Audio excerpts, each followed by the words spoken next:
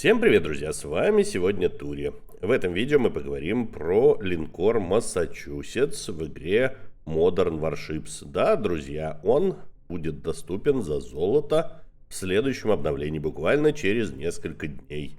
Вообще, разработчики выкатили очень много новой техники, которую можно получить за внутриигровые доллары и, в общем-то, золото, которое тоже достаточно просто зарабатывается. Что, в общем, отличная новость, я считаю. Еще расскажу вам немножко про танки в игре Modern Warships и также про ПК-билд, который совсем скоро, друзья, ожидает нас, даже скорее, чем вы думаете. Ну а еще, помимо всего прочего, раздам Горшкова, которого торчу из прошлого видео одному из комментаторов. И в конце этого видео тоже будет очень годный розыгрыш. Поэтому смотрите внимательно, не переключайтесь. Поехали!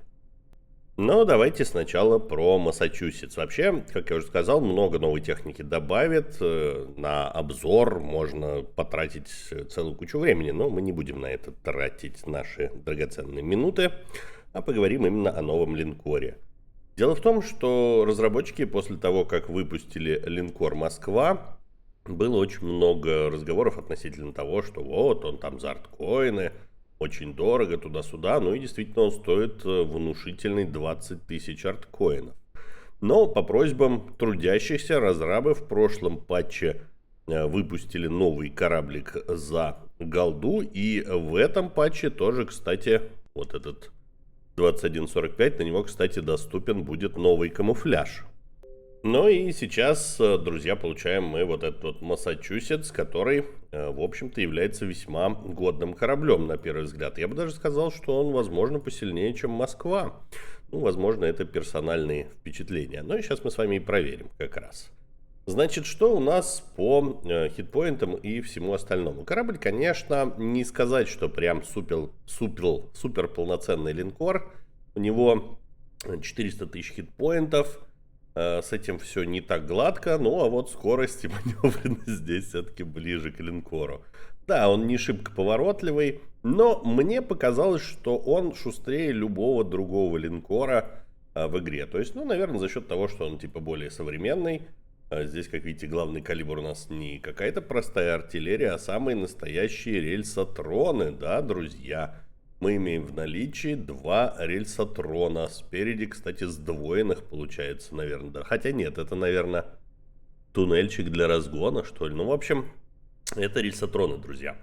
3 точки для ракет. Рельсотроны, кстати, удобно установлены на передней части корабля. Это, в общем, большой плюс. Сзади 3 точки для ракет. Есть 2 торпеды.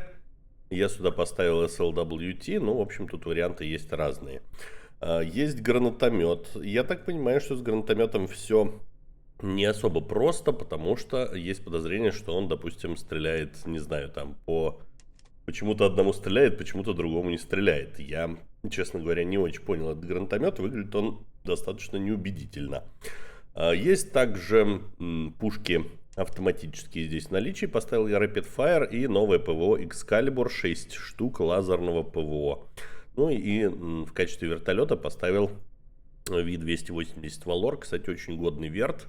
Вообще о нем можно отдельно разговаривать. Я на нем поиграл, мне очень понравилось. Ну, в общем, не вертолет мы здесь рассматриваем, поэтому давайте отправимся куда-нибудь, ну, для начала на Гринландс. Посмотрим, сколько этот кораблик фармит и как вообще он, в принципе, играется. Выглядит он достаточно внушительно по размерам. Ну, я бы сказал, что он, наверное, меньше, чем другие линкоры. И, в общем-то, это тоже отдельный плюс. Посмотрите, как в прошлом обновлении переработали винты разработчики. Очень классно смотрится. То есть, это реально вращающиеся винты. Это не какие-то там, знаете, кружочки и все такое. Выглядит все очень убедительно. Ну, в общем, не буду сейчас я заниматься именно самим вертолетом. Поэтому мы отправляемся именно кораблем нашим вперед. Хотя вертолет, смотрите, вполне себе убедительно там наваливает, покуда нас нету. И еще как следует домашки накидывать. Не очень удобно здесь на тесте, мы сейчас находимся на тесте, расставлены слоты, потому что, ну, зачем вертолет в третьем слоте, это очень неудобно. Я думаю, что это будет потом... Ой, сорян. Извините, извините, я случайно. Сейчас мы выпустим ракеты.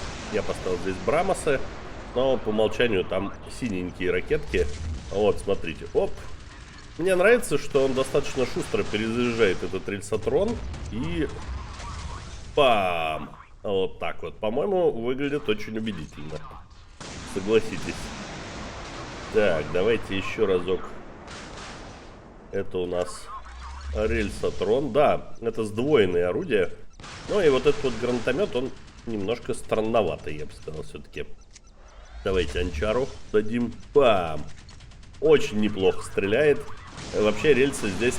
Знаете, чем мне нравится? Тем, что быстро летит. То есть, в принципе, очень предсказуемый залп, в отличие от большинства линкоров, которые годятся, в общем-то, для ближнего боя. Из-за того, что у них снаряды не очень убедительно летят. Здесь, в этом плане, все очень круто. Вот, посмотрите, просто... Да, я соглашусь, что это, конечно, не урон от Ямато, но мы имеем с вами 4 фактически рельсотрона, которые очень убедительно дают залп. То есть я практически на ровном месте уже настрелял там 720 тысяч, и в принципе это очень даже норм. Давайте с вами отправимся дальше, покуда там все происходит. Не знаю, где находится этот последний бедняга. Так, да, Дженерал Форд, где-то он там, Джеральд.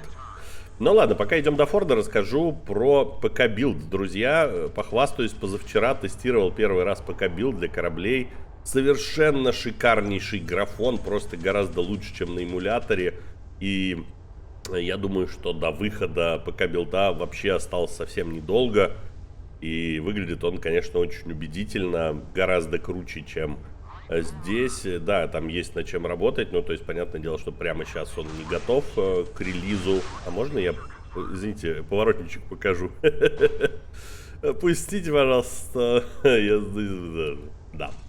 Короче, походу проще либо назад сдать, либо пропустить этот авианосец. В общем, ПК-билд будет очень скоро, и ждите его. Я думаю, что многие игроки, которые играют в другие игры про корабли, будут очень рады посмотреть на ПК-билд, на то качество, которое реально получается. Не могу вам сейчас показать видео или скриншоты, но выглядит это все просто ультра убедительно. И понятное дело, что играть в эту игру на ПК будет, конечно, очень интересно, чего я с удовольствием жду, потому что, ну, все знаете, из меня такой себе этот мобильщик. Я с первых дней играю на эмуле, и, в общем-то, главное, что меня расстраивает, это, конечно, графон, потому что эмуль ужасно режет графику, просто ужасно. Это, конечно, отдельный сорт катастрофы. Здорово перезаряжается рельсотрон, вот каждый раз прям кайфую от скорости перезарядки, то есть фактически ты на ближних дистанциях и на дальних дистанциях можешь очень убедительно стрелять и попадать. Ай-яй-яй, ну да, если ты не стреляешь автонаводкой, конечно. 1 100 000 200 000 нафармили. В общем, вообще никаких проблем. Корабль ждет. Давайте катнем еще один боек, чтобы убедиться, да? Я тут выбрал карту Шторм, чтобы пострелять как раз с дальних расстояний, посмотреть, как это будет выглядеть именно в дальнем бою, насколько хорошо вообще корабль попадает. Сейчас поменяли все респы, нет этих моментальных засветов. Посмотрите, кстати, добавили разработчики счетчики скорости и высоты. И если бы вы были на самолете, тут бы еще горизонталь бы такая была, очень удобно все это смотрится. Так, ладно, опять же, этим будет заниматься наш вертолет, а мы будем заниматься стрельбой на дальние расстояния. А ну-ка! Так, подождите, не очень из меня рельсометчик, сейчас прицелимся. Сек. Блин, не видно ничего, туман. Так, это уже получше, да. Ну, в общем, это уже получше. Есть небольшой разброс на дальнее расстояние, но я не сказал бы, что он критичный, потому что, в принципе, попадать можно. Да, можно попадать, можно убивать, все в этом плане норм. Повторюсь, что бомбомет выглядит очень странно и не очень убедительно лично для меня. Я как-то к нему отношусь достаточно скептически. Давайте еще немного ракет. И посмотрим еще раз. Некоторый минус при задымленности, ни черта не видно, куда стрелять. Так, давай. Оп. Приятненькие, приятные пушки. Наверное, они, не думаю, что сильно мощнее, чем тот же Монарх, допустим, да. То есть калибр в этом плане не очень большой. Но меня подкупает точность и быстрая перезарядка для линкора. Мне кажется, это очень интересно и необычно. Именно, что он достаточно точный и быстро перезаряжается. Давай еще немножко брамосов тебе. Новеньких. Да. Да, действительно, это прям очень подкупает скорость перезарядки, в отличие от обычного линкора. То есть мы получаем как бы линкор с мощным вооружением, но с более, скажем, с крейсерским таким, да, вооружением, но и с самой по себе мощностью линкора. То, в общем, тоже и является определенным плюсом здесь, я считаю.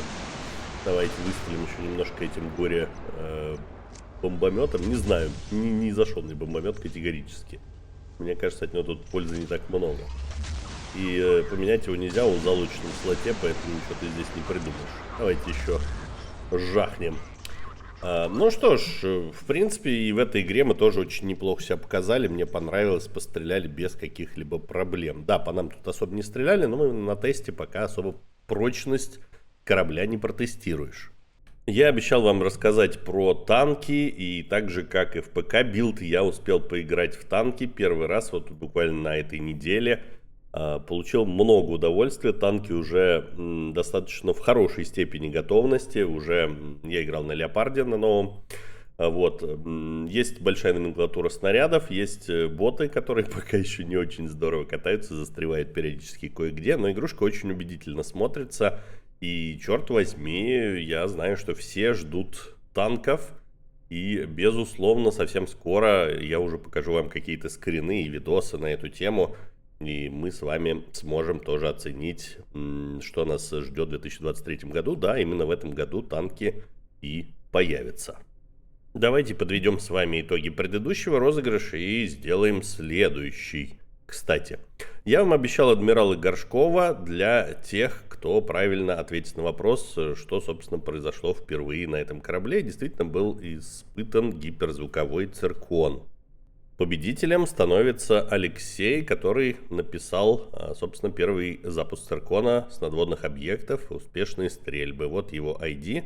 Поздравляю, в ближайшее время ты получишь себе Горшкова на свой аккаунт. Ну а теперь давайте традиционный розыгрыш уже современного Массачусетса. Кстати, напишите, пожалуйста, друзья, в комментариях, ну, естественно, после того, как подпишетесь на канал и поставите лайк, это обязательное условие. Напишите, пожалуйста, в комментариях, какие еще Массачусетсы вы знаете. То есть, в принципе, в американском флоте это не первый и наверняка не последний USS Массачусетс. Какие еще Массачусетсы вы знаете, и небольшую историю об этом. Самый оригинальный получит себе в порт. Да, друзья, конечно, вот этот вот линкор Массачусетс. В следующем видео вы узнаете, кто будет его счастливым владельцем. Ну а с вами Тури. Увидимся совсем скоро в открытом бою. До новых встреч и пока-пока.